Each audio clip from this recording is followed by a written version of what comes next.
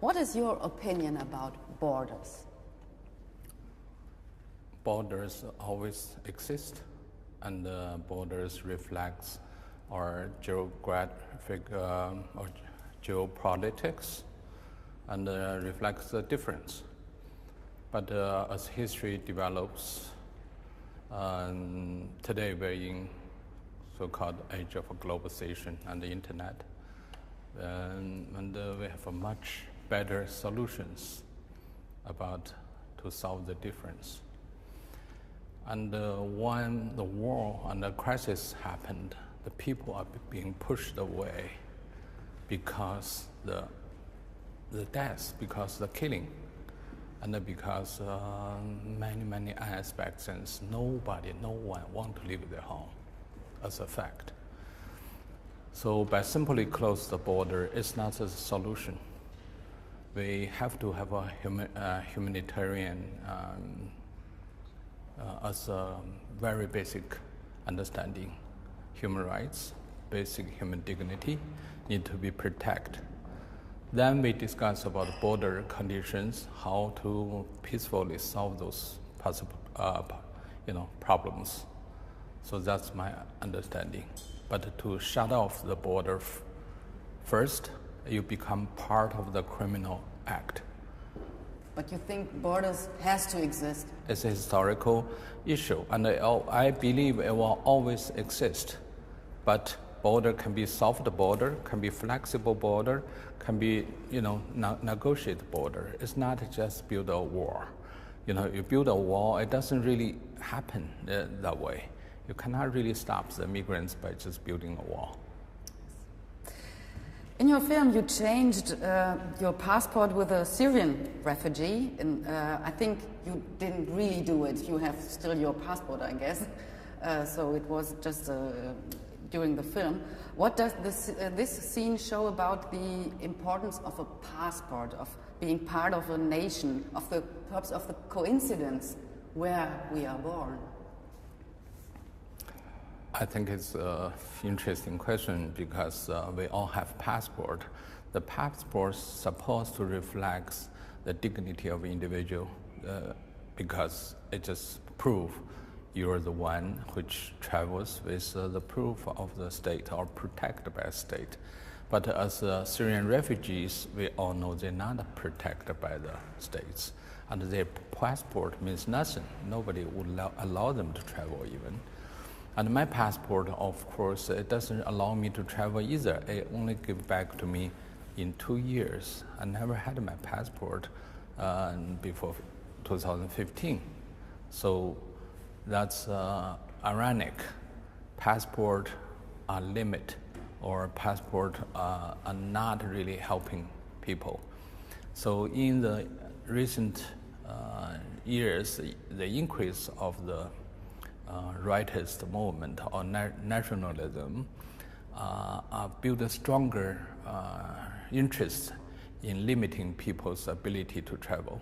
I think that is part of this border control or territory or nationalism, which doesn't really fit into the landscape of globalization. The European Union made a deal with Turkey, so the situation in the film in Turkey also is an effect or reflects this deal.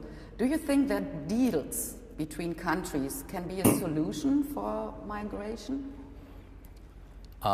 If we look at the EU deal with Turkey, and also now they're trying to have deals with South Africa, not South Africa, but Africa borders towards Italy. And all those deals are temporarily serving some purpose for the politicians, but it's not the solution. Those deals are showing the people who make the deals are very short-minded, short-sighted, narrow-minded, and I think it's a coward in dealing towards human conditions, and I don't think it will really work. It only push the problem to the other nation. This has been seen, in the history, but eventually it doesn't work. What could we do against this big migration? I think the thing today we have to realize, reconsider our human condition globally. And this is not a refugee crisis, but a human crisis.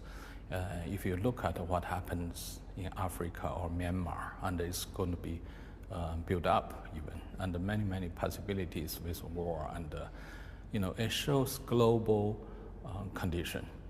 And the leaders in today should really reconsider this, to have a new mindset, to really reconsider how to deal with problems like this, with existing borders, existing policies.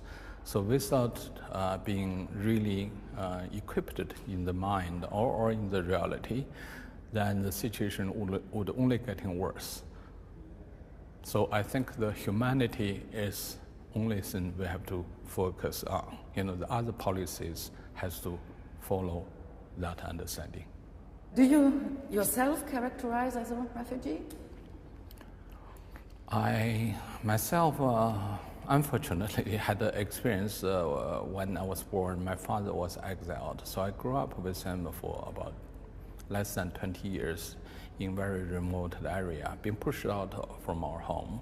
And later, I stayed about many years in the United States. Now I'm in Germany. Still, it's because my home condition, so-called home condition, are quite severe and could be dangerous for me. So I do have some things can be identified as a refugee. But do you feel yourself a kind of privileged as a refugee? Of course, I'm economic condition or social condition. I'm much privileged than most refugees. But the refugees, by definition, is not because you're economically poor, but because you're facing danger in your homeland, are being pushed out. I could be very benefited. High society person still can be refugees. In the history, we see a lot of refugees in the art, like Karl Marx, or like Einstein, like Kandinsky, and all those people are not poor people, but they're refugees. Yes, of course. You don't have to be poor to be a refugee. Yeah, it's true. yes, of course. unfortunately. What do you answer the critics? Some say you kind of use the refugees for your art. So this is kind of criticism in the film. You show up in the film. Is it a Western view, or No, what do you answer them? I would say the criticism come to this film is not a Western view, but a German view. In US, in England, those questions are not being raised that often, but in Germany, every almost papers talk about this. I think reflects Germans' mind. Germans doesn't like individuals to react to the political condition. They're shy from it. They won't listen to some bigger authorities to talk about them what to do. It's a pity. It's really definitely reflects Germans' mind. That's interesting for me. Yes. Very interesting to me. I just learned this because it's very hard to see why they always talk about that. Why individual involvement is so horrible for Germans. I mean, it's my personal film. It's my true story, and this reflects myself. I'm part of the refugees. I see them part of me. So I have to be honest about this. Why somebody involved just because he want to become famous? That's the only meaning of, this kind of conclusion are quite narrow.